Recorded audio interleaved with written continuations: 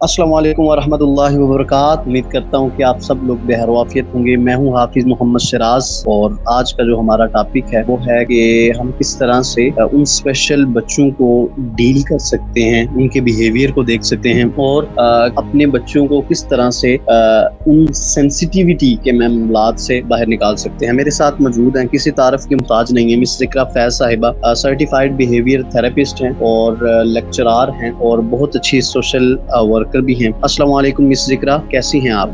वालेकुम अस्सलाम। मैं बिल्कुल ठीक, आप कैसे हैं? अल्हम्दुलिल्लाह मैं बेहतरीन। बात करते हैं कि जो हमारे स्पेशल चिल्ड्रन होते हैं या स्पेशल बच्चे होते हैं जिनमें मतलब अब नॉर्मेलिटी बहुत ज़्यादा होती है, सेंसिटिविटी बहुत ज़्यादा होती है, उनके बिहेवियर को आप किस तरह से देखती हैं या उनके बिहेवियर किस तरह से चेंज हो जाते हैं, इसके ऊपर आप क्या कहेंगे? Over to you miss Zikra. सबसे पहले तो शिराज मैं ये बात कहूँगी कि पेरेंट्स जो है वो टैग कर देते हैं कि जो स्पेशल नीड बच्चे हैं तो इसका मतलब है कि उनके अंदर कोई लर्निंग एबिलिटी नहीं है, कोई लर्निंग कैपेसिटी नहीं है। हम उनको सोसाइटी में इंडिपेंडेंट नहीं कर सकते, हम उनको कोई स्किल नहीं सिखा सकते, हम उनके अंदर लाइक उनको सोसाइटी के अंदर मूव ऑन करना नहीं सिखा सकते। तो ये कॉन्सेप्ट जो है मुझे लगता है कि बहुत पुराना है, बहुत बैकवर्ड है। अब ये चीज़ें बिल्कुल चेंज हो गई हैं और ऐसा कुछ नहीं है। अगर हम स्पेशल नीड बच्चों की बात करें तो इसमें डिफरेंट कैटेगरीज हैं, ठीक है। इसमें हियरिंग इम्पेयर्ड बच्चे भी आते हैं, विजुअली इम्पेयर्ड भी आते हैं, उसमें हम कहते हैं इंटेलेक्चुअल डिसेबिलिटी के साथ भी आते हैं। इसके अंदर जो आप कह रहे हैं फिजिकली जो है बच्चे डिसेबिलिटी के साथ वो भी आते हैं। तो ये डिफरेंट हमारी कैटेगरीज हैं, ठीक है। इसमें हम टैलेंटेड जो बच्चे हैं, जो बिल्कुल गॉड गिफ्टेड बच्चे हैं, इवन एक्सेप्शनल हैं, जिनका IQ level as compare to neurotypical child बहुत ज़्यादा होता है, वो बहुत जल्दी सीखते हैं, हम उनको भी कंसीडर करते हैं क्योंकि वो आम बच्चे से ज़्यादा जल्दी सीख रहे हैं। तो जब हम स्पेशल नीड बच्चों की बात करते हैं तो मुझे लगता है कि जो हमें इनको एक्सेप्ट करना चाहिए और हमें इनके ऊपर काम करना चाहिए और ये बच्चे भी स्कूल में जा सकते हैं। मतलब मैंने खुद देखा है कि मेरे अपने हाथों से, अपने सेंटर से 4 से 5 बच्चे जो इस टाइम मेन स्ट्रीम हुए हैं, जो एक नॉर्मल LGS में, किंडरगार्टन में और डिफरेंट स्कूल्स में जो है वो बच्चे पढ़ रहे हैं, ठीक है। स्टार्टिंग में आप कह रहे हैं कि इनको कोई हेल्प चाहिए होगी, इनको हमने जो उनके जो वीक एरियाज हैं उनको रूल आउट करना है, उनको देखना है, उन पे काम करना है और उसके बाद हमने उनको इस काबिल बनाना है कि जी वो स्कूल जा सकते। तो अब ठीक हो गया। अच्छा, मैं पूछना चाह रहा हूँ कि ये तो सारी चीज़ें हमें तो देखनी पड़ेंगी। सबसे पहले मैं बात करना चाहूँगा कि जो स्पेशल नीड चिल्ड्रन होते हैं या स्पेशल नीड जो बच्चे हैं जिनको स्पेशल अटेंशन चाहिए होती है पेरेंट्स की तरफ से, टीचर्स की तरफ से, उनको क्या करना चाहिए इस हवाले से कि मतलब ना अब पता तो चल गया कि सेंसिटिविटी हमारे बच्चों में बहुत ज़्यादा है या पाई जाती है, तो वो थोड़ा सा पैनिक भी हो जाते हैं इसलिए हाथ से कि मतलब कि हम बच्चों को किस तरह से डील करेंगे। और क्योंकि अब तुम बहुत सारी चीज़ें बदल गई हैं, आपने भी यही बात कही, तो मैं ये चाह रहा हूँ कि उन वालिदैन के लिए कौन सी ऐसी चीज़ें हमें बताने की ज़रूरत है ताकि वो अपने बच्चों को बड़े अच्छे से डील कर सकें और जो स्पेशल नीड चिल्ड्रन हैं उनके लिए कौन कौन से ऐसी चीज़ें हैं जो वो कर सकते हैं। Over to you. सबसे पहली बात तो ये कि सबसे पहले आप देखें कि आपके बच्चे को इशू क्या है, प्रॉब्लम क्या है। पेरेंट्स को यही नहीं पता होता। सम हाउ ये होता है कि हमारा बच्चा जो है उसको ऑटिज्म है या बच्चे को है वो स्पीच डिले है तो उसको वो ऑटिज्म टैग कर देते हैं। अगर बच्चे को ADHD है, बच्चा बहुत ज़्यादा हाइपर है, तो वो कहते हैं जी इसको स्पीच डिले भी है, इसको ADHD भी है, बच्चे को ऑटिज्म भी है। तो पहले आप देखें स्पेसिफिकली पेरेंट्स जो है वो डायग्नोज करें। देखिए पेरेंट्स ये कर सकते हैं कि वो माइलस्टोन देख सकते हैं जी बच्चा। असल में मिस ज़िक्रा हमारे वालिदैन को यही अवेयरनेस नहीं होती कि हमारे बच्चों में मसला है क्या। सबसे पहले तो है कि प्रॉब्लम आइडेंटिफिकेशन, ठीक है। प्रॉब्लम आइडेंटिफिकेशन की तरफ तो हमारे पेरेंट्स तब आएंगे ना जब उनको प्रॉपर अवेयरनेस होगी इस हवाले से कि हमारे बच्चे में किस चीज़ की कमी है या अगर वो एहसासी कमतरी की तरफ जा रहा है तो क्यों जा रहा है, उसमें हमारा कोई फैक्टर तो नहीं इन्वॉल्व हो रहा है या हमारी कंट्रीब्यूशन तो नहीं है उसमें कि वो बच्चा सेंसिटिविटी की तरफ जा रहा है या एंजाइटी की तरफ जा रहा है या बाइपोलर डिसऑर्डर की तरफ जा रहा है। तो इस हवाले से आप क्या कहेंगी? बिल्कुल। अच्छा, सबसे पहले तो एक ही चीज़ है कि YouTube और ये गूगल बहुत अच्छी चीज़ है। ये हम पेरेंट्स को, इवन हम थेरेपिस्ट को, जो हम टीचर्स को जो है वो अवेयरनेस क्रिएट करते हैं किसी टॉपिक से रिलेटेड, लेकिन समहाउ ये मिसगाइड भी कर देता है, ठीक है? जैसे पेरेंट्स बच्चे कहते हैं जी बिल्कुल। हमारा, अगर मैं हम स्टार्टिंग एज से लेके बात करें जी, नॉर्मल बच्चा है वो इतने वर्ड्स बोल लेता है, क्रॉलिंग स्टार्ट कर लेता है, बच्चा भागना शुरू कर देता है, बच्चे इतनी देर में बच्चे की जो रिसेप्टिव लैंग्वेज है वो बहुत अच्छी हो जाती है, बच्चा चीज़ों को ऑब्जर्व करना शुरू कर देता है। तो हमारे बच्चे ने ये सब कुछ स्टार्ट नहीं किया, अच्छा हमने पढ़ा इसका मतलब इसको ये डिसऑर्डर है, ठीक है, इसको ये मसला है। बिल्कुल, तो वो खुद से बिल्कुल वो ऐसे ही। चीज़ें गूगल करते हैं, सर्च करते हैं और वो खुद से अज्यूम कर लेते हैं कि हमें ये इशू है, हमारे बच्चे को ये इशू है। समहाउ चीज़ें, एनवायरनमेंट, ये चीज़ें डिफरेंट होती हैं। एक चीज़ जो किसी और के बच्चे में है ज़रूरी नहीं है कि वो आपके बच्चे में है। दोनों चीज़ें डिफरेंट डेफिनिटली, होती डेफिनिटली। हैं। सबसे पहले आप अपने हाँ, बच्चे को हमारी गलत assumptions हमें मतलब है ना गलत ट्रैक के ऊपर लेके जाती हैं। गलत ट्रैक के ऊपर ले जाती हैं और जिसकी वजह से ज्यादा क्या मसला होता है, वो कहती है जी मैंने अपने बच्चे को इस तरह ठीक किया है, मैं ये कमांड देती थी, मैं ऐसे काम करती थी, तुम भी ऐसे कर लो, आप भी ऐसे कर लो, और मदर बिल्कुल, सेम करती है। बिल्कुल। क्योंकि अगर हम खुद भी देखें, हम बिल्कुल नॉर्मल बच्चे अगर बहन भाइयों में भी देखें तो वो भी एक दूसरे से डिफरेंट है। तो हर किसी का लर्निंग कैपेसिटी, लर्निंग स्टाइल भी डिफरेंट है। तो उससे क्या होता है, अगर बच्चे में कुछ पॉजिटिव पॉइंट्स होते हैं तो बच्चा नेगेटिविटी की तरफ चला जाता है, क्योंकि पेरेंट्स एक ही चीज की तरफ फोकस कर रहे हैं। अब जो पेरेंट्स क्या बिल्कुल। है वो ज्यादा फोकस करते हैं जी हमारे बच्चे की स्पीच नहीं आ रही। देखिए अगर हम उसके बिहेवियर इश्यूज की बात करें तो पेरेंट्स बिहेवियर इश्यूज को तो जो ज्यादा आप कह लें कि हाईलाइट करते ही नहीं है। उनके नजर में होता है कि बच्चा बोल नहीं रहा, बच्चा बोल नहीं रहा, बच्चा बिल्कुल। बोल क्यों नहीं रहा, 3 साल का हो गया, 4 साल का, अब ऐसा बोलना शुरू कर देगा तो सब ठीक हो जाएगा।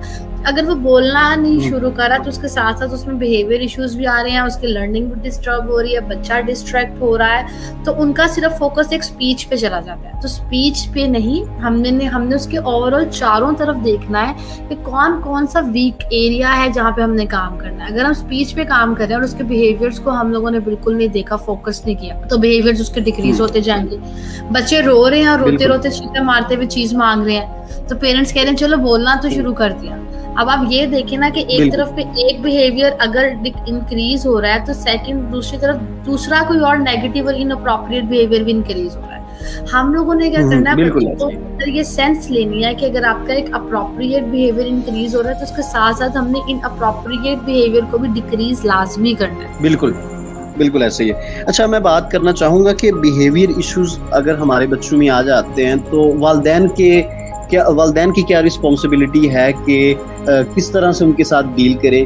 क्योंकि मतलब ना सबसे पहले तो हमारे वालिदैन को पता नहीं होता कि बच्चे में बिहेवियर के इश्यूज़ हैं।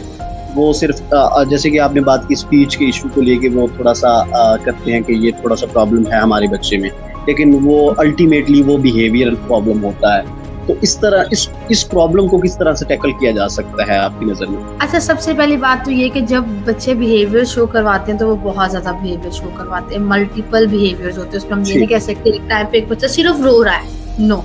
जब इन बच्चों में बिहेवियर आते हैं तो बच्चे रोते भी हैं, बच्चे चीखें भी मारते हैं, वो थ्रोइंग भी करते हैं, वो सेल्फ हिटिंग भी करते हैं, वो दूसरों को भी मारते हैं, वो हेड बैंगिंग भी करते हैं, वो पिंचिंग भी करते हैं, ठीक है, और वो काफी ज्यादा करते हैं। उसके बाद इतने ज्यादा ये इश्यूज होते हैं कि पेरेंट्स कहते हैं जी कोई आ रहा है तो बच्चे ने रोना शुरू कर दिया, चीजें उठा के फेंकना शुरू कर दी हैं। तो ये मल्टीपल बिहेवियर्स इशू है। उसमें ये कि सबसे पहले तो पेशेंस चाहिए। उसमें आप ये नहीं कर सकते कि हमने एक टाइम पे जा रहे हैं, बस हमें कोई मैजिक हो रहा है और बस हर चीज ठीक हो रही है। आप लोगों को, पेरेंट्स को सबसे ज्यादा पेशेंस की जरूरत होती है और ये टाइम टेकिंग चीज है। बिहेवियर्स हम एकदम खत्म नहीं कर सकते। दूसरी बात ये है कि जब आप बिहेवियर्स पे काम करते हैं, जैसे हम लोग, अगर मैं पेरेंट्स को हमेशा बड़ी आसान जुबान में समझाती हूँ ताकि उनको समझ आ जाए। अगर हम टिपिकली अपने टर्म्स यूज करते हैं तो उनको उन टर्म्स से कोई मतलब आप कहते हैं लिंक नहीं होता, उनको सिर्फ एक तरीका चाहिए होता है कि हम कैसे समझ जाएं। तो जब हम नॉर्मल बच्चे भी स्कूल में जाते हैं तो हम क्या करते हैं, पहले हम कहते हैं जी इंग्लिश का सब्जेक्ट है, पहले हम ABC याद करेंगे। अगर बच्चे को ABC आएगी, बड़ी ABC, फिर छोटी ABC, उसके बाद हम उसको वर्ड्स बनाना सिखाएंगे। ऐसे ही Shiraz, if I am not wrong. बिल्कुल ऐसे ही।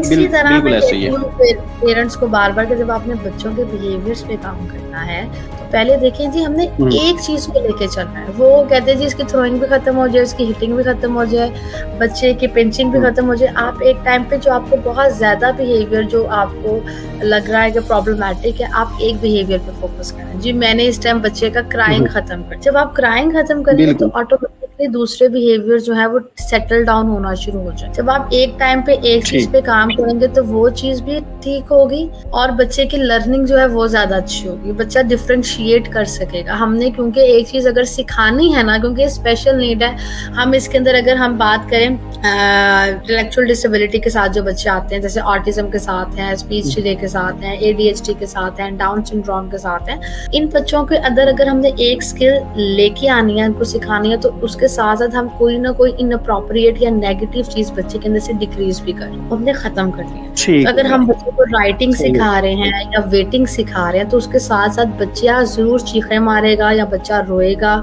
या बच्चा कहेगा मैंने काम नहीं करना, तो हम उसके उस बिहेवियर पे काम करें। तो बेसिकली काम बिहेवियर पे हो रहा होता है, जब बिहेवियर ठीक होता है तो ऑटोमेटिकली बच्चे में वो स्किल आना शुरू हो जाती है। सही हो गया। अच्छा, मैं एक और बात भी करूँगा कि बाज़ औक़ात ना हमारे पेरेंट्स की सबसे जो आप हम कह सकते हैं गफलत कह सकते हैं कि बच्चे की साइकिल को वो जान नहीं पाते कि हमारे बच्चे को एक्चुअल में क्या चाहिए, तो उसकी बेसिक नीड क्या है। ठीक है, माँ को तो डेफिनेटली पता चल पाता है, लेकिन बाज़ औक़ात हमारे पेरेंट्स थोड़े से नेग्लिजिबल हो जाते हैं, उसमें गफलत कर लेते हैं कि बच्चे की साइकोलॉजी को समझने के काबिल नहीं हो पाते। तो आप इस हवाले से क्या कहेंगे कि अगर ऐसे पेरेंट्स के हवाले से आप क्या कहेंगी कि जो कि मतलब ना उनको नहीं पता कि हम उनके बच्चे की साइकोलॉजी क्या है, उसकी साइकी क्या है, उसकी मेंटालिटी क्या है, फर्दर अगर वो एंजाइटी में चला जाता है फॉर एग्जांपल, या मतलब किसी दूसरे बिहेवियरल इशू का वो सामना कर रहा है या सफर हो रहा है, तो हमारे पेरेंट्स को पता ही नहीं होता। इस हवाले से आप क्या राय देंगे हमारे पेरेंट्स को? अच्छा, इसके लिए तो सबसे पहले ये है कि हम इसके लिए वर्ड चूज करते हैं पेयरिंग, बॉन्डिंग। ठीक है, हमारे पास भी जब बच्चा सबसे पहले आता है तो हम सबसे पहले कहते हैं पेरेंट्स को कि हमें 15 डेज मिनिमम चाहिए बच्चे के साथ रैपो बिल्ड करने। जब तक हम बच्चे के साथ रैपो बिल्ड करेंगे, बच्चा कुछ सीखेगा नहीं। हमने बच्चे को ये ट्रस्ट उसके माइंड में लेके आना है कि जो आप कह रहे हो ना वही हो। इनफैक्ट कर हम अपनी मर्जी रहे होते हैं, लेकिन हम बच्चे के साथ स्टार्टिंग में ऐसी रैपो बिल्ड करते हैं कि बच्चे को लग रहा होता है कि ये हमारी बात सुन रहा है। हम क्यों कहते हैं बच्चा एक थेरेपिस्ट के साथ, एक टीचर के साथ सेटल डाउन हो गया, अब उसको दूसरे में शिफ्ट करेंगे तो टाइम वेस्ट हो। ठीक है, ये वही चीज है। पेरेंट्स क्या करते हैं, वो अपनी मर्जी चलाते हैं, वो कहते हैं हमने कह दिया तो बस कह दिया। बच्चा फिर वो ये है वो रिग्रेशन की तरफ चला जाता है, उससे बच्चा कुछ सीखता नहीं है, उससे बच्चा और रिग्रेशन की तरफ चला जाता है, मतलब हो जाता है एक जगह पे। बिल्कुल, और वो लूज हो जाता है ना पेरेंट्स से कि इन्होंने तो मेरी बात सुननी नहीं है। वो कोई ना कोई बिहेवियर शो कराता है, कोई ऐसी हरकत करता है कि बस मैं ये काम कर लूं। तो पेरेंट्स पहले दोस्ती करें बच्चे के साथ, बच्चा बन जाए एक हफ्ते के लिए। ठीक है, आपको ये चाहिए ये लो ले लो, आपको ये चाहिए ये लो ले लो। उसके बाद आहिस्ता आहिस्ता बच्चे पे कमांड पुट करना शुरू। पेरेंट्स क्या कहते हैं कि बच्चे को एक चीज आ गई है, अच्छा आज मैं इसको ये भी फिर सिखा दूं, ये भी सिखा दूं, ये भी सिखा। फिर जो सिखा होता है बच्चा, उससे भी कहते हैं कि अच्छा ये तो मुझसे काम ही करवाई जा रही है, मैंने नहीं अब ये काम। हाँ बिल्कुल। तो इसके लिए मेरे ख्याल से जरूरी है कि एक प्रॉपर बॉन्डिंग हो, एक प्रॉपर रिलेशन हो पेरेंट्स और बच्चों के बच्चे के साथ। आप 24 घंटे होते हैं, हम तो बच्चों के साथ फिर 2 घंटे 3 घंटे 4 घंटे होते हैं। आप तो 24 आवर्स जो मदर्स हैं वो तो बच्चों के साथ होती है। तो मैं कहूँगी कि सबसे पहले रैपो बिल्ड करें, उनकी नीड को समझें कि उनको क्या चाहिए, किस पॉइंट पे वो हमें बार बार बुलाते हैं, उनकी उस नीड को अंडरस्टैंड करें। और उसके आइकन देखिए, मैं हमेशा कहती हूँ जो बच्चे की क्रोनोलॉजिकल एज है, जेनेटिक एज है, वो डिफरेंट होती है इन बच्चों की, और इन बच्चों की मेंटल एज डिफरेंट, कभी भी ये सेम नहीं हो सकती। ठीक है, हम डिसऑर्डर कह क्यों रहे हैं, इसीलिए कह रहे हैं ना कि इनके जो माइलस्टोन है दूसरे बच्चों के साथ मैच नहीं कर रहे हैं किसी ना किसी चीज में, सोशलाइजेशन में, लर्निंग में, उनका जो मेंटल डेवलपमेंट। अगर हम इनके बिहेवियर्स की या ऑटिज्म की बात करते हैं तो हम यही करते हैं ना, ये किसी ना किसी लिहाज से पीछे रह गए उन बच्चों से, जो कि आप कहें कि उनकी लिमिटेशन है, सोशल इंटरेक्शन है, कम्युनिकेशन है। ये दूसरे बच्चों के मुकाबले से जब हम कंपेयर करें तो उनमें थोड़ा सा ये डिले में है। 3 साल का बच्चा, उसका मेंटल लेवल 2 साल तक के बच्चे का होगा। तो आप ये मत सोचें कि 3 साल का हो गया, अभी तक किसको नहीं, चलो तुम ABC करना शुरू कर दो। अब ये देखें, बच्चा 3 साल का है लेकिन उसका मेंटल लेवल तो 2 का है, हो सकता है 1 का हो। तो आपने उसको अगर 1 साल का, तो स्टार्ट आपने उसको 8 महीने के बच्चे की चीज से करना है, ताकि उसको सीखने में प्रॉब्लम ना हो। अगर बच्चा 2 साल तक के बच्चे का मेंटल लेवल है तो आप उसको 1.5 साल से 1 साल से 10 महीने तक के बच्चे को जो चीजें आती है वहां से स्टार्ट करें, ताकि बच्चा मेंटली प्रिपेयर हो जाए, ट्रैक पे आ जाए, उसके आपके साथ रैपो बिल्ड हो जाए, उसको काम इंटरेस्टिंग लगे, उससे जानना छुड़वाए। जैसे हम कहते हैं बच्चे स्केप करें, वो काम करना नहीं चाह रहे, तो उसको एक फन मूड में लेके आए, इंटरेस्टिंग इंटरेक्टिव बना। ठीक हो गया। जी बहुत शुक्रिया मिस ज़िक्रा फ़ायज़ साहिबा, बहुत इन्फॉर्मेटिव टॉक रही हमारी और थैंक यू। बहुत शुक्रिया हमारे सुनने वालों को, देखने वालों को। अल्लाह आप सबका हामी और नासिर हो। तब तक के लिए अपना बहुत सा ख़्याल रखिएगा, अपनी दुआओं में याद रखिएगा। फिर एक नए टॉपिक के साथ हाज़िर हूँगा। जज़ाकल्लाह, अस्सलामु अलैकुम।